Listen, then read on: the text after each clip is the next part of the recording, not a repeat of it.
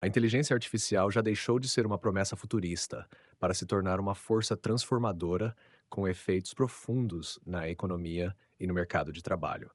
O que antes era visto como um avanço tecnológico isolado, agora se mostra como uma revolução sistêmica, capaz de remodelar não apenas setores específicos, mas toda a estrutura produtiva e as relações entre capital e trabalho. Esse impacto não é uniforme, e a velocidade com que diferentes áreas sentem os efeitos da automação e da inteligência artificial depende de variáveis como o nível de qualificação da força de trabalho, a regulamentação vigente e a capacidade de adaptação das empresas. A substituição de empregos por sistemas automatizados já está acontecendo em ritmo acelerado.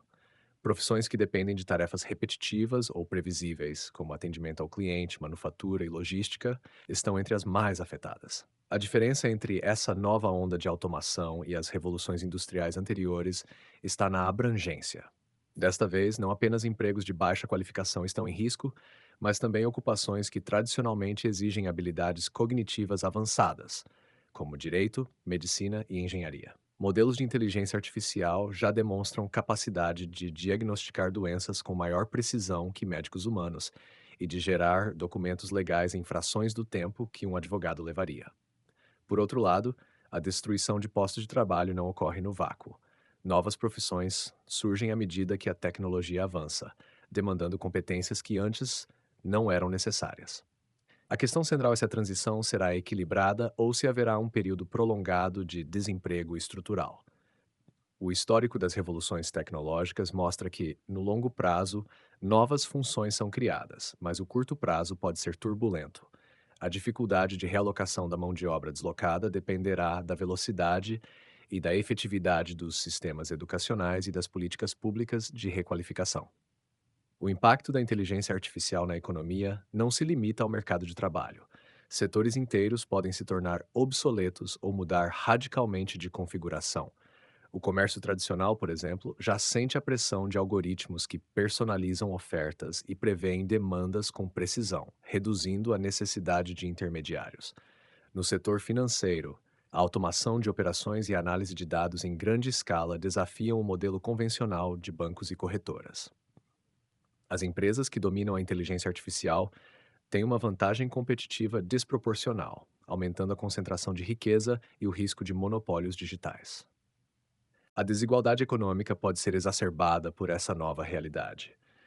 Grandes corporações detêm os dados e a capacidade computacional necessária para desenvolver inteligência artificial de ponta, enquanto pequenos negócios e países menos desenvolvidos podem ter dificuldade em acompanhar essa corrida.